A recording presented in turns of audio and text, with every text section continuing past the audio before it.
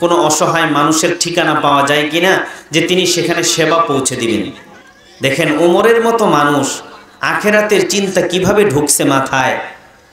তিনি আসছেন, এসে লিস্ট তালাশ করে দেখে কোনো নাম খালি নেই, সব নাম বুকিং। যখনই কোনো অসহায় মানুষের নাম যুক্ত হয় তো কোনো না কোনো সাহাবী দাঁড়ায় যায় তার সেবা করার জন্য, তার সাহায্য করার জন্য, আখেরাতের পুঁজি কামাই করার জন্য। আমরাও প্রতিযোগিতা করি একে অন্যের সঙ্গে, দুনিয়া কামানোর প্রতিযোগিতা। কথা কন ঠিক না ভাই? ঠিক। তো হযরত ওমর দেখে খুঁজতে খুঁজতে একটা নাম, খুব বৃদ্ধা অসহায় বিধবা একজন মহিলার নাম দেখা যায়। তিনি ওইটা বুকিং দিয়ে নিয়ত করলেন, আগামীকাল ইনশাআল্লাহ ফজরের নামাজের পরে আমার সর্বপ্রথম কাজ হবে ওই অসহায় বিধবা বৃদ্ধা মহিলার বাড়িতে সেবা করা।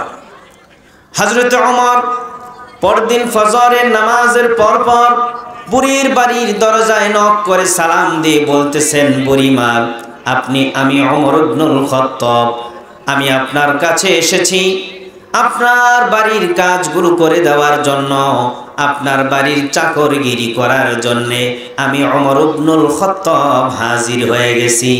ওগো বুড়িমা, আমি জানতে পেরেছি আপনি বড় অসহায়, আপনার সন্তানাদি নাই, আপনার স্বামী নাই, আপনি বড় অসহায় মানুষ। আপনার সেই দূরের কূপ থেকে পানি এনে দেওয়া লাগবে কিনা আমাকে বলেন, গাছের খেজুর পেড়ে দেওয়া লাগবে কিনা আমাকে বলেন, আপনার কি কোনো কাপড় চোপড় ধুয়ে দেওয়া লাগবে কিনা আমাকে বলেন। মোট কথা বাড়ির যত কাজ আছে সমস্ত কাজগুলো করে দেওয়ার জন্যে আমি ওমর ইবনুল খাত্তাব হাজির হয়ে গেছি। সুবহানাল্লাহ। একটু চিন্তা করেন, ওমরের মতো মানুষ বুড়ির বাড়ির চাকরগিরি করতে গেছেন। এবার বুড়ি ঘরের ভিতর থেকে জবাব দিচ্ছেন। হযরত ওমর জবাব শুনে অবাক হয়ে গেলেন। বুড়িমা জবাব দিচ্ছেন, বাবারে, প্রতিদিন এক আল্লাহর বান্দা আমার ঘরের কাজগুলো করে দেয়, ইতিমধ্যেই তো আল্লাহর সেই বান্দা সমস্ত কাজগুলো করে দিয়ে বিদায় নিয়ে চলে গেছেন। সুবহানাল্লাহ। কথা কি বুঝতেছেন আপনারা? কারা কারা বুঝতেছেন হাত তুলে দেখান। লিল্লাহে তাকবীর, নারায়ে তাকবীর। হাত নাও। হযরত ওমর ফজরের নামাজের পরেই গেলেন বুড়ির বাড়ির কাজ করবেন। গিয়ে দেখেন ফজরের আগেই কোনো আল্লাহর বান্দা এসে বুড়ির বাড়ির চাকরগিরি করে এরকম সওয়াব কামাই করে নিয়ে চলে গেছে। আল্লাহু আকবার। সাহাবীদের কেমন প্রতিযোগিতা ছিল। হযরত ওমর মনে মনে ভাবলেন, সাংঘাতিক ব্যাপার, ফজরের পরেই আসলাম, কাজ পাইলাম না, তাহলে তো আমাকে আরো আগে আসা লাগবে। এই চিন্তায় হযরত ওমর পরদিন ফজরের আজানের ওয়াক্তে বুড়ির বাড়ির দরজা নক করে সালাম দিয়ে বলছেন, মারে, আজকেও আমি ওমর ইবনুল খাত্তাব আপনার ঘরে এসে হাজির। আপনার বাড়ির যত কাজ আছে আমাকে দেন, আপনার ঘরের কাজগুলো করে দেওয়ার জন্যে আমি ওমর ইবনুল খাত্তাব হাজির। বুড়ি আজকেও অবাক করে দিয়ে জবাব দিচ্ছেন, বাবারে, প্রতিদিন যে আল্লাহর বান্দা আমার ঘরের কাজগুলো করে দেয়, ইতিমধ্যেই সমস্ত কাজগুলো শেষ করে আল্লাহর ওই বান্দা বিদায় নিয়ে চলে গেছে। সুবহানাল্লাহ।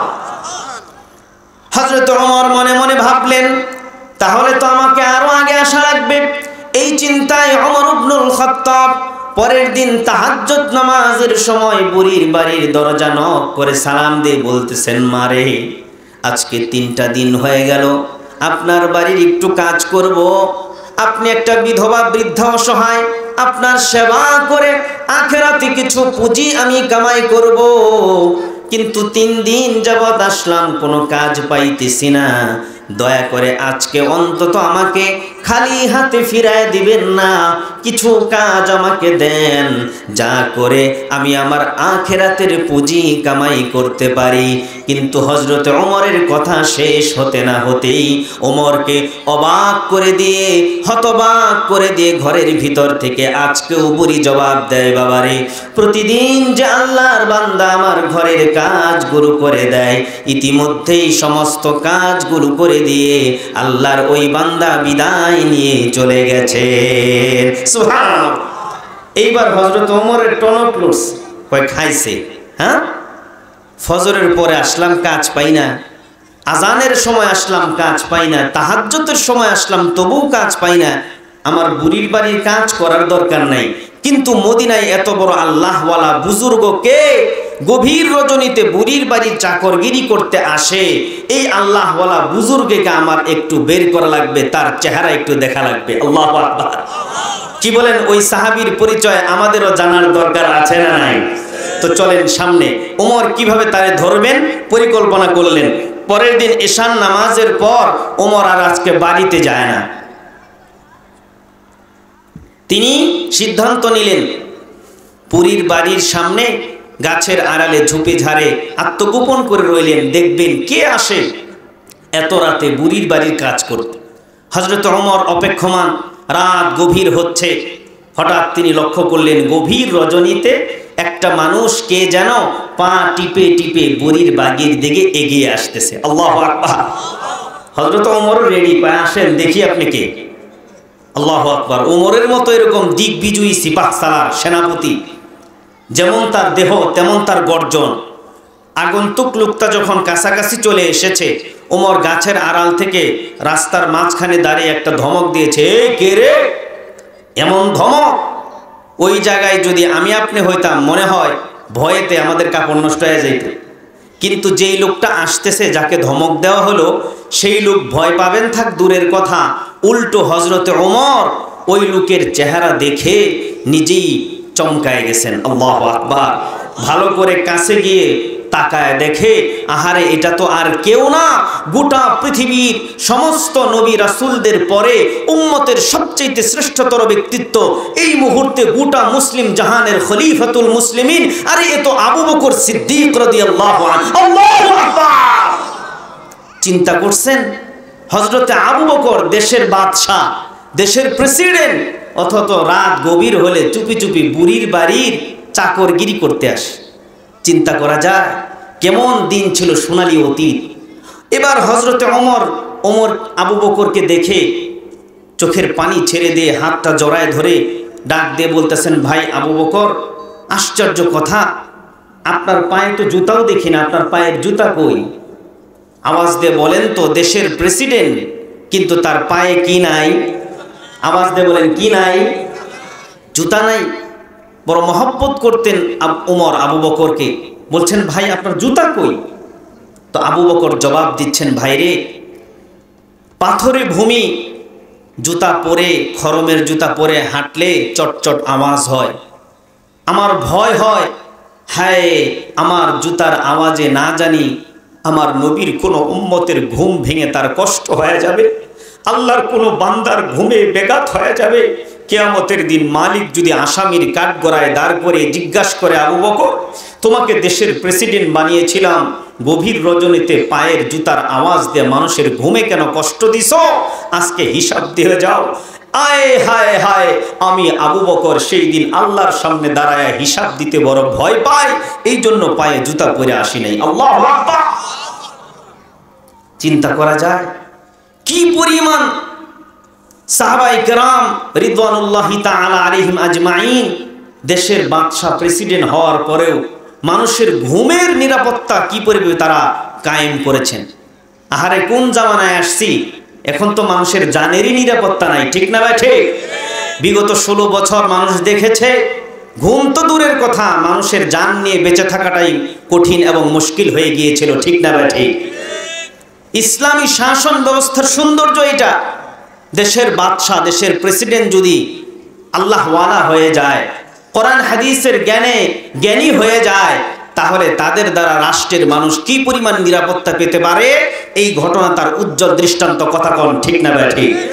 কিন্তু দুঃখ এবং আফসোসের সঙ্গে বলতে হচ্ছে, আজ আমাদের এই বাংলাদেশে বিগত 16-17 বছরের ইতিহাস সহ আমরা দেখেছি স্বাধীনতার পর থেকে এই আবু বকরের উত্তরসূরি যারা, ওমরের উত্তরসূরি যারা ঘুরে ঘুরে অসহায় মানুষের দুয়ারে দুয়ারে সেবা পৌঁছে দেয়।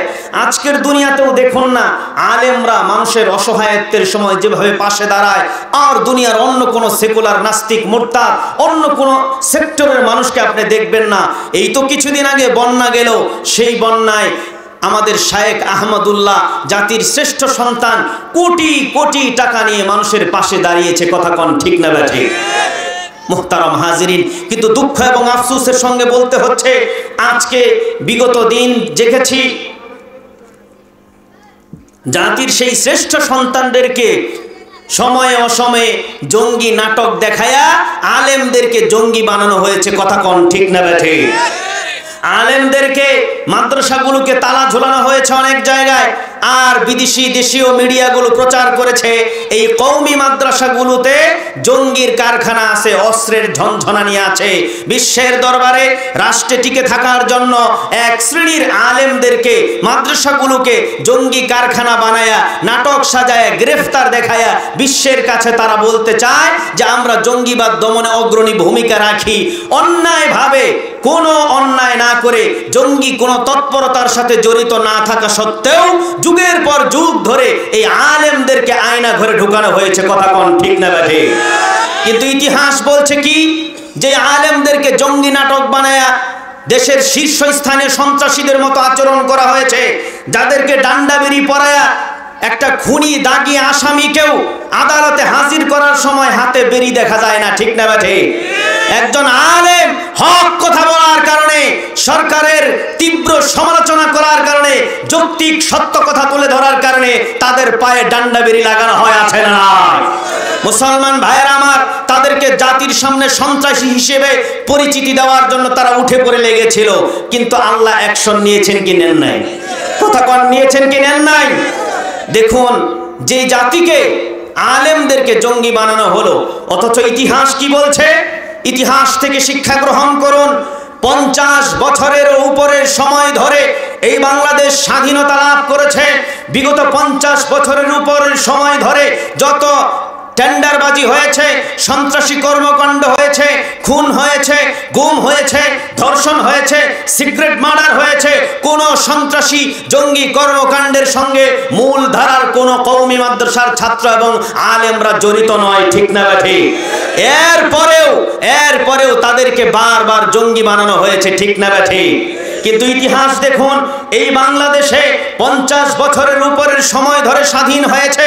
50 বছরের ইতিহাস বলছে এই দেশে সবচাইতে বড় সন্ত্রাসী কর্মকাণ্ড, সবচাইতে বড় নেক্কারজনক হত্যাকাণ্ড যাকে বলা হয় হাজার বছরের শ্রেষ্ঠ বাঙালি বঙ্গবন্ধু শেখ মুজিবুর রহমান, তাকে এবং তার পরিবারের সদস্যদেরকে নির্মমভাবে পাখির মতো গুলি করে হত্যা করা হয়েছে। এর সঙ্গেও বাংলাদেশের কোন মাদ্রাসার ছাত্র বা আলেমরা জড়িত নয়।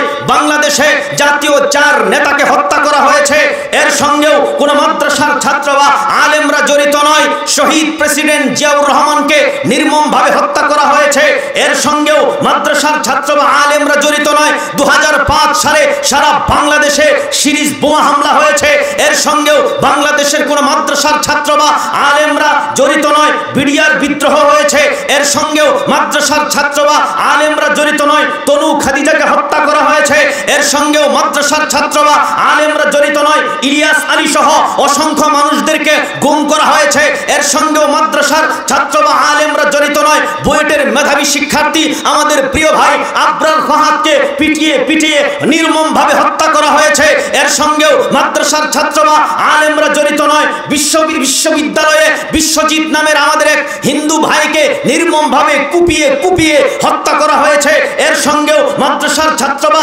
আলেমরা জড়িত নয়। ইসলামী ব্যাংক থেকে হাজার কোটি টাকা পাচার করা হয়েছে, আত্মসাৎ করা হয়েছে, এর সঙ্গেও মাদ্রাসার ছাত্র বা আলেমরা জড়িত নয়। সোনালী ব্যাংক ডাকাতি হয়েছে, মাদ্রাসার ছাত্র বা আলেমরা জড়িত নয়। রিজার্ভ ফান্ড চুরি হয়েছে, মাদ্রাসার ছাত্র বা আলেমরা জড়িত নয়। এইভাবে করে বৈঠা লীগের নামে মানুষের উপরে অন্যায়ভাবে হাজারো যুবকদেরকে মায়ের বুক খালি করে হত্যা করা হয়েছে, মাদ্রাসার ছাত্র বা আলেমরা জড়িত নয়। ক্যাসিনোর নামে লক্ষ তরুণ তরুণীর জীবনকে ধ্বংস করা হয়েছে, এর সঙ্গেও মাদ্রাসার ছাত্র বা আলেমরা জড়িত নয়। এমনি ভাবে করে করোনার ভুয়া সার্টিফিকেট প্রদান করে শাহেদের মতো কুলাঙ্গারেরা বিশ্বের দরবারে বাংলাদেশের মানকে ক্ষুণ্ণ করেছে, এর সঙ্গেও মাদ্রাসার ছাত্র বা আলেমরা জড়িত নয়। এদেশের হাজার কোটি টাকা পাচার করে বিদেশে বেগম পাড়া বানানো হয়েছে, এর সঙ্গেও মাদ্রাসার ছাত্র বা আলেমরা জড়িত নয়। আমি ঘন্টার পর ঘন্টা 50 বছরে এই অন্যায়, অবিচার, জুলুম, নির্যাতন অত্যাচার, এই ধরনের সন্ত্রাসী কর্মকাণ্ডের বর্ণনা দিতে পারবো যার একটির সঙ্গেও কওমি মাদ্রাসার কোনো ছাত্র বা আলেমরা জড়িত না থাকার পরেও বারবার তাদের দিকে আঙ্গুল তোলা হয়েছে, জাতির সামনে তাদেরকে জঙ্গি বানানো হয়েছে। পরিষ্কার ভাষায় বলে দিতে চাই, 50 বছরের ইতিহাস বলছে বিগত 1971 সালে বাংলাদেশ স্বাধীনতা লাভ করেছে, এবার 2024 সালে 5 আগস্ট স্বাধীনতা পূর্ণতা লাভ করেছে। এরপরে হাজার হাজার মানুষ তারা রাস্তায়, লক্ষ লক্ষ মানুষ আন্দোলন করে আবার যেই স্বাধীনতাকে পূর্ণতা দিয়েছে, এই স্বাধীনতার পর ফের যদি কোনো নাস্তিক, কোনো মুরতাদ, কোনো ইসলাম বিদ্বেষী, কোনো বিদেশি এজেন্ডা, কোনো এদেশের দুশ্মন, ইসলামের দুশ্মনেরা আর একটিবারের জন্য মাদ্রাসার ছাত্র আর আলেমদেরকে জঙ্গি বানানোর, সন্ত্রাসী বানানোর কোনো নাটক এবং পায়তারা করে, উলামায়ে কেরামের নেতৃত্বে প্রয়োজন হলে 56,000 বর্গমাইলের ইঞ্চি মাটি থেকে 17 কোটি মুসলমানদেরকে সঙ্গে নিয়ে প্রয়োজন হলে বাংলার জমিনে নতুন মুক্তিযুদ্ধ হবে, নতুন মুক্তিযুদ্ধ হবে।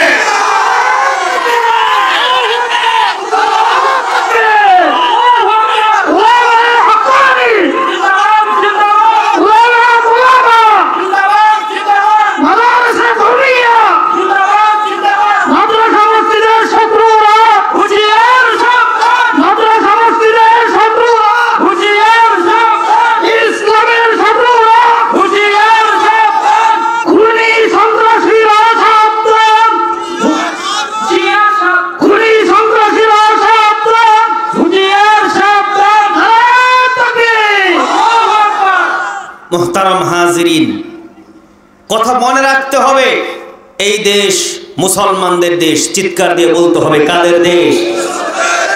এদেশের নিরীহ উলামায়ে কেরামকে অনেক অত্যাচার, নির্যাতন, নিপীড়ন, খুন, গুম এবং আয়না ঘরে ঢুকিয়ে নির্মম নির্যাতন করা হয়েছে।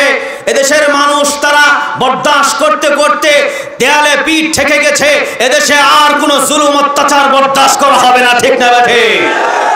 মুহতারাম হাজিরিন, কারণ শেষবারের মতো আলেমদের পক্ষ থেকে আমরা সতর্ক করে দিতে চাই, এই দেশ নাস্তিক মুরতাদদের মনে রাখা উচিত, ভারতের দালালদের মনে রাখা উচিত, ওই সন্ত্রাসী হিন্দুত্ববাদী জঙ্গি সংগঠন ইসকনদের মনে রাখা উচিত।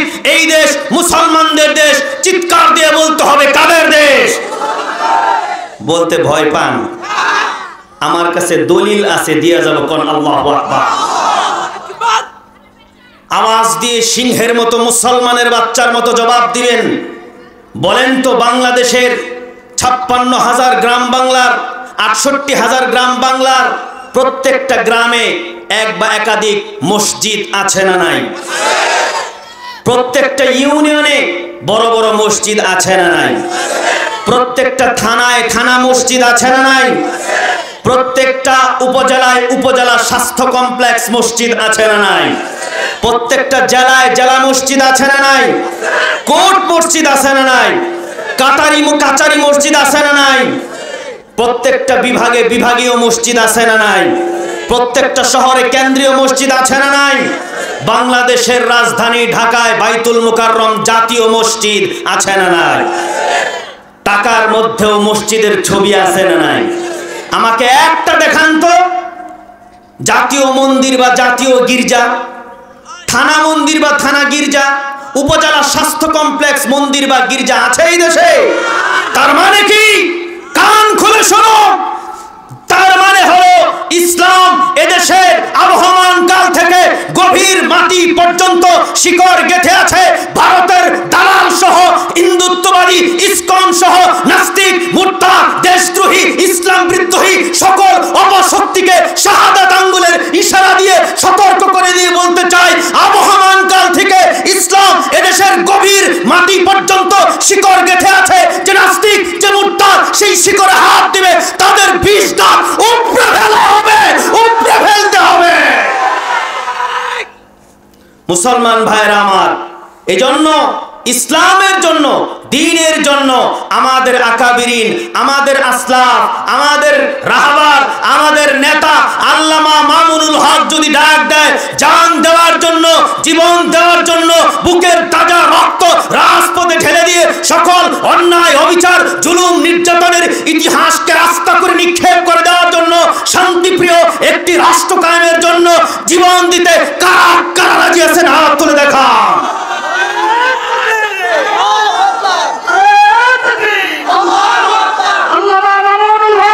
জিন্দাবাদ। বিশ্বের মুসলিম এক হও, এক হও। মুহতারাম হাজিরিন, বলতেছিলাম কথা এক জায়গা থেকে আরেক জায়গায় চলে গেছে। আলোচনা মনে আছে কিনা জানি না। রাত গভীর, বুড়ির বাড়ির চাকরগিরি করতে গিয়ে হযরতে ওমরের হাতে ধরা পড়েছেন কে?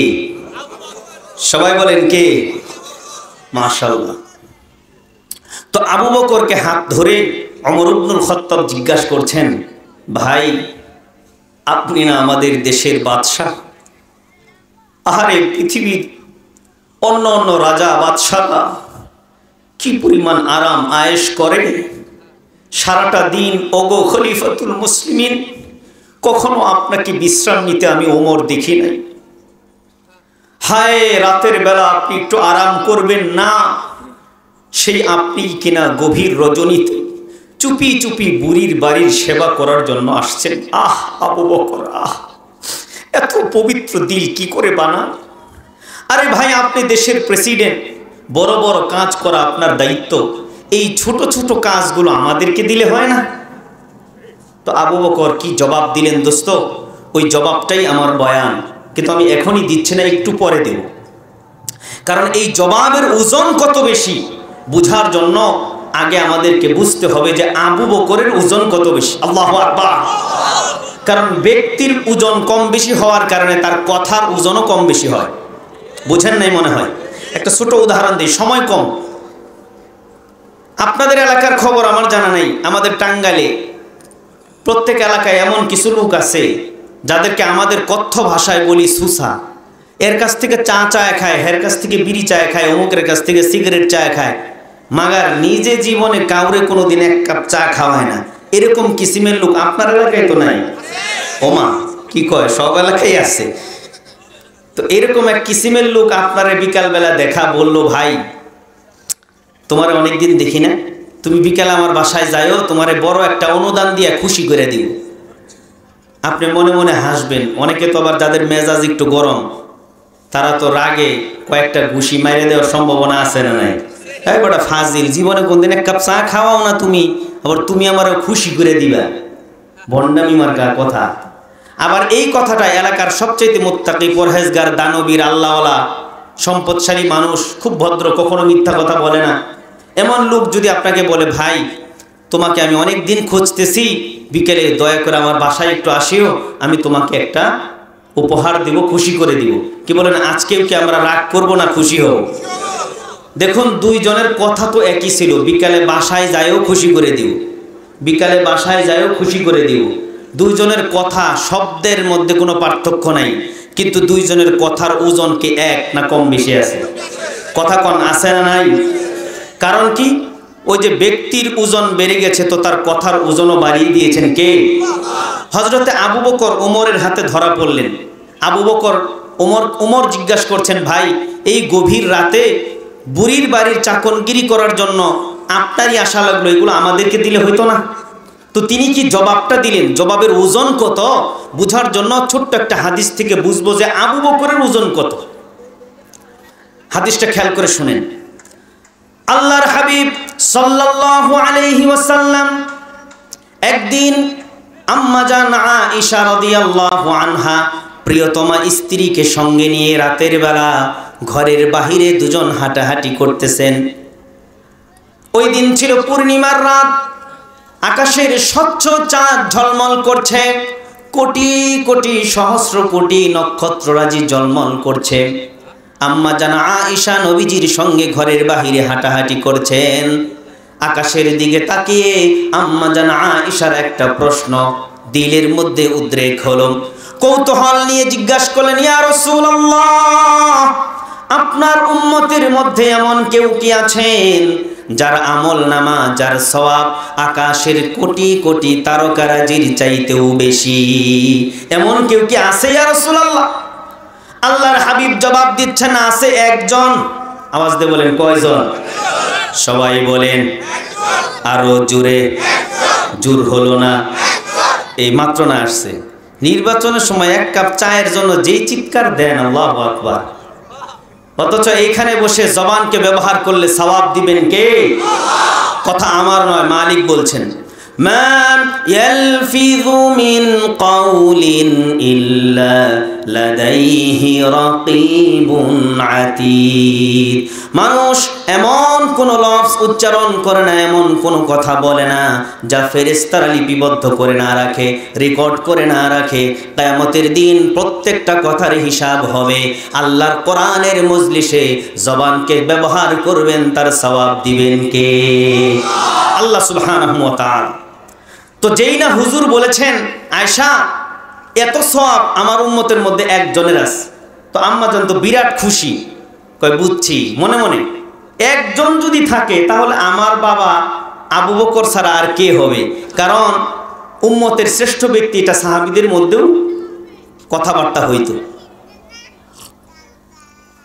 এবার রাসূলুল্লাহ আম্মাজান আয়েশাকে কিংকর্তব্য বিমূঢ় করে দিয়ে জবাব দিচ্ছেন, আয়েশা শোনো, আমার যেই উম্মতের যেই সাহাবীর আমল কোটি কোটি তারকারাজির চাইতেও বেশি, তিনি আর কেউ নন, আমার অত্যন্ত প্রিয় সাহাবী হযরতে ওমর ইবনুল খাত্তাব। আল্লাহু আকবার।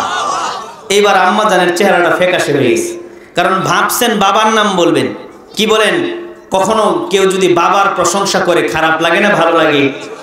এখন যখন বাবার নাম আশা করছেন বলেন নাই, মনটা খারাপ হওয়া সন্তান হিসেবে স্বাভাবিক। কথা কোন ঠিক না ভাই? ঠিক।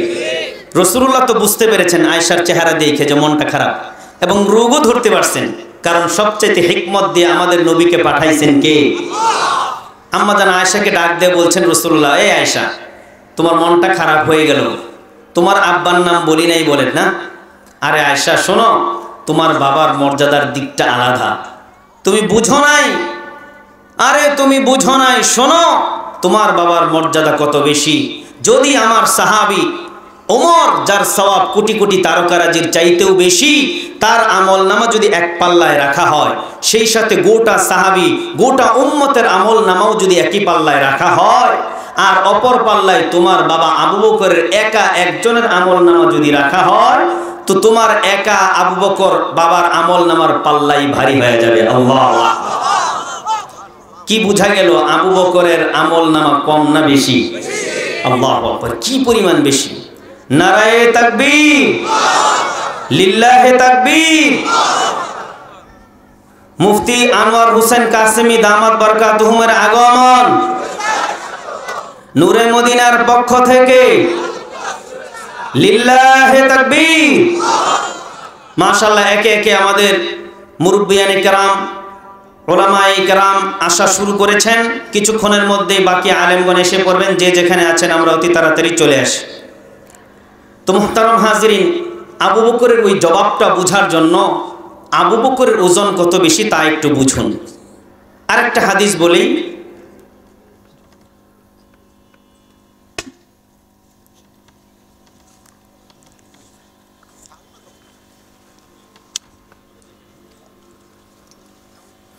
তো আরেকটা আবু বকরের মর্যাদার দিক বলে আমি আলোচনার ইতি টানতে চাই। একদিন হযরতে ওমর আসছেন আবু বকরের দরবারে, এসে বলছেন, ভাই আবু বকর, আপনার সাথে আমি একটা লেনদেন করতে চাই। তো হযরত আবু বকর বলছেন, ভাই কি লেনদেন করতে চান? তো হযরত ওমর বলছেন, ভাই বেশি কিছু না, আমার সারা জীবনের আমল আপনাকে দিয়ে দিতে চাই। হযরত আবু বকর বলছেন, মহা চিন্তায়, কয় খাইছে। এই উমর সারা জীবন আমার সাথে আমল নিয়ে করে প্রতিযোগিতা, আমার প্রতিদ্বন্দ্বী, সে যদি বলে সারা জীবনের আমল আমারে দিয়ে দিবে, এখানে কোনো ঘাপলা আছে? তো হযরত আবু বকর বলে, ভাই বুঝলাম আপনার সারা জীবনের আমল আমারে দিয়ে দিবেন, বিনিময়ে আমার কি দেওয়া লাগবে? হযরত ওমর বলে, বেশি কিছু দেওয়া লাগবে না। আবু বকর বলেন, কমটাই কি বলেন না? তো হযরত ওমর ডাক দিয়ে বলেন, ভাই রে, আমার সারা জিন্দেগীর আমলগুলো আপনি নিয়ে নেন, বিনিময়ে আপনার জীবনের মাত্র 3টা দিনের আমল আমাকে দিয়ে দেন। সুবহানাল্লাহ। এবার একটু চিন্তা করেন তো, যেই লোক হযরত সম্পর্কে নবীজি বলেছেন, লাউ কানা বাদি নাবিয়্যুন লাকানা ওমর ইবনুল খাত্তাব, এই পৃথিবীতে আমি নবী মুহাম্মদের পরে আর কোনো নবী নাই, আছে নাকি? নবী মুহাম্মদুর রাসূলুল্লাহ সর্বশেষ নবী, তারপরে আর কোনো নবী নাই। সেই নবী বলছেন এই পৃথিবীতে ওই মহান রব্বুল আলামিন আর একজন মানুষকেও যদি নবী বানাইতেন তাহলে সেটা আর কেউ হতো না, সেটা হতো আমার সাহাবী ওমর ইবনুল খাত্তাব। আল্লাহু আকবার।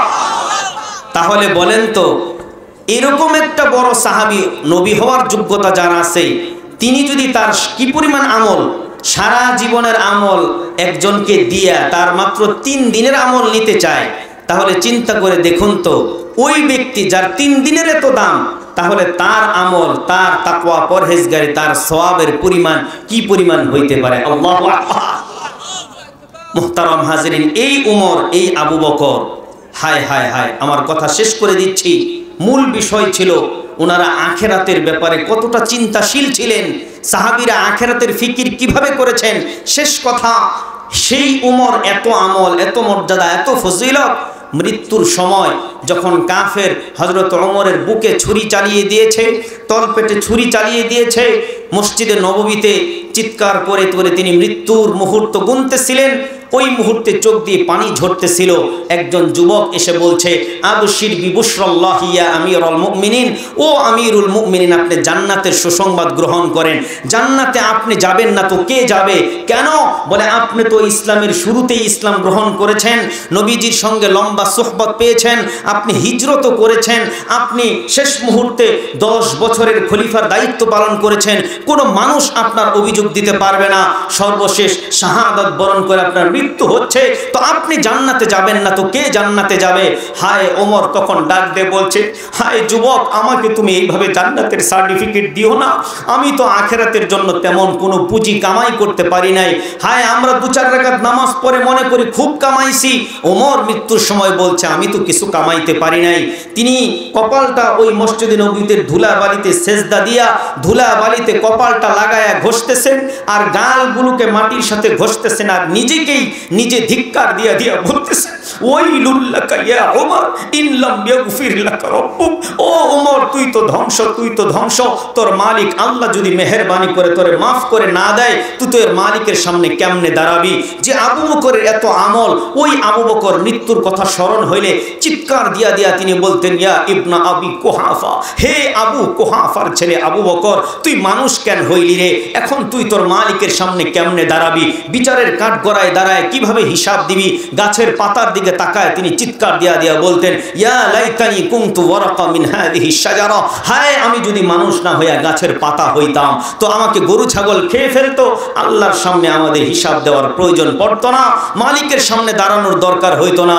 হায় মুসলমান, এরকম পেরেশানি আর চিন্তা তো হওয়া দরকার ছিল আমার আপনার মতো জালিমের, আমার আপনার মতো গুনাহগারের, আমার আপনার মতো পাপীর, অথচ আমাদের কারো চেহারার দিকে তাকাইলে মনে হয় না আমার আপনার মৃত্যু আছে, কবরের আযাব আছে, হাসরের ময়দানে মালিকের সামনে দাঁড়ায়া আসামির কাঠগড়ায় গোটা জীবনের হিসাব আমাদের দেওয়া লাগবে।